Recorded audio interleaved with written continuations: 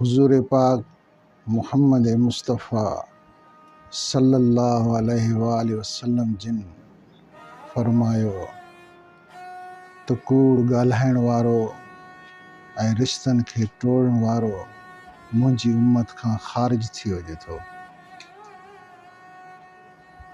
ॿिनि जे विच में अगरि को तकरार पैदा थी वञे ऐं उहो अहिड़ो रुख़ इख्तियार करे वञे जंहिंमें रिश्तनि जो मान ऐं मर्तबो बि न रहे त बाक़ी पोइ छा रहियो।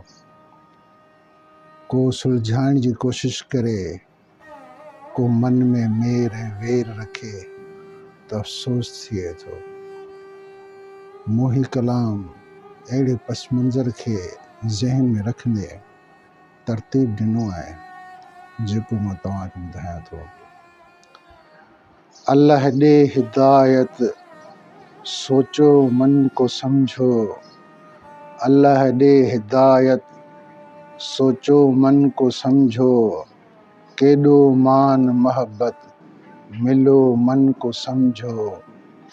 अल्लाह ॾे हिदायत सोचो मन को समझो, केॾो मान मोहब्बत मिलो मन को समझो।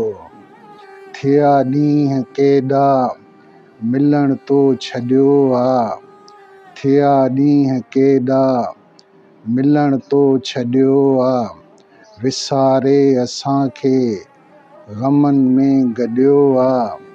ॿुधो ॿोल ॿीहर खिलो मन को समझो, केॾो मान मोहब्बत मिलो मन को समझो। अल्लाह ॾे हिदायत सोचो मन को समझो।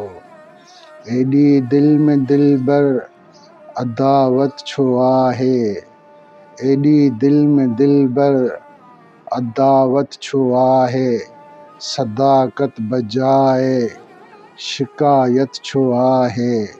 ॾेई हथ में हथड़ा हलो मन को समझो, केॾो मान मोहब्बत मिलो मन को समझो। अल्लाह ॾे हिदायत सोचो मन को समझो।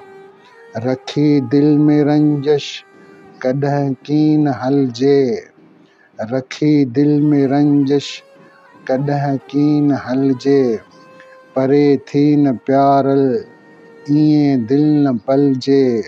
सिखो ऐं सेखारियो सिलो मन को समझो, केॾो मान मोहब्बत मिलो मन को समझो। अल्लाह ॾे हिदायत सोचो मन को समझो।